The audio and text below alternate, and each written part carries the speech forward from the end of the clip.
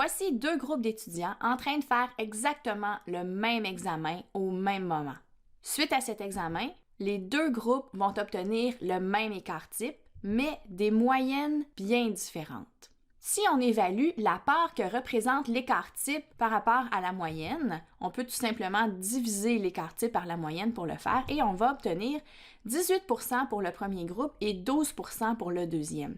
Ça veut dire que l'écart type de 11 pour le premier groupe représente 18% de la moyenne, alors que c'est seulement 12% pour le deuxième groupe. Ces deux valeurs-là nous permettent donc de voir quel pourcentage de la moyenne représente l'écart type.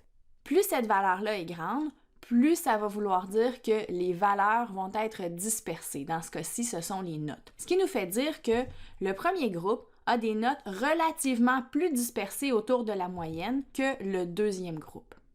L'outil qu'on a utilisé pour l'évaluer ici, ça s'appelle le coefficient de variation. Alors, le coefficient de variation, c'est une valeur qui permet d'exprimer la grandeur relative de l'écart type par rapport à la moyenne et on l'exprime en pourcentage. Si on l'écrit à l'aide d'une formule mathématique, pour la population, on va obtenir que le coefficient de variation, noté par les lettres C.V., est tout simplement l'écart type, sigma, divisé par la moyenne mu, multiplié par 100% pour exprimer le résultat en pourcentage. Si on le fait pour un échantillon, c'est exactement le même principe, sauf qu'on utilise les symboles qui se rapportent à l'échantillon.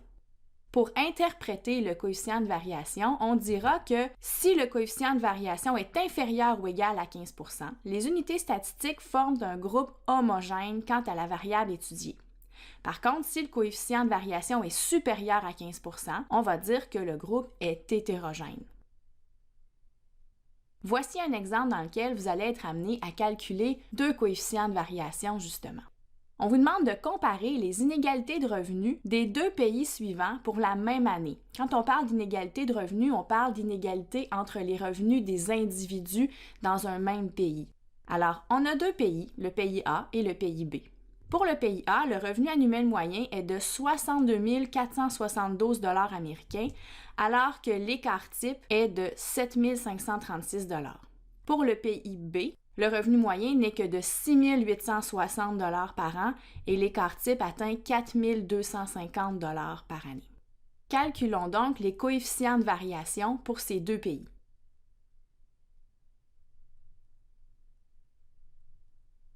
On voit que pour les deux pays, le coefficient de variation est bien différent. Interprétons ces résultats. Comme le coefficient de variation observé pour le pays B est largement supérieur à 15%, on considère que sa population est hétérogène quant à son revenu.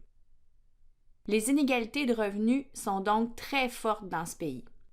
En comparaison, le pays A, avec un coefficient de variation de 12,06%, a une population homogène quant à son revenu. Les inégalités de revenus y sont moins marquées. Résumons maintenant ce qu'on vient d'apprendre à propos du coefficient de variation. Le coefficient de variation sert à déterminer le degré de dispersion d'un ensemble de valeurs. Il a pour symbole C.V. Puis, il se calcule en faisant le rapport de l'écart type sur la moyenne et en exprimant le résultat en pourcentage. Enfin, il s'interprète en affirmant que les unités statistiques étudiées forment un groupe homogène, si le coefficient de variation est inférieur ou égal à 15%, ou un groupe hétérogène, si le coefficient de variation est supérieur à 15%. Et le groupe va toujours être considéré soit homogène ou hétérogène quant à la variable étudiée. Et on mentionne toujours, bien sûr, le moment et le lieu de l'étude dans une interprétation.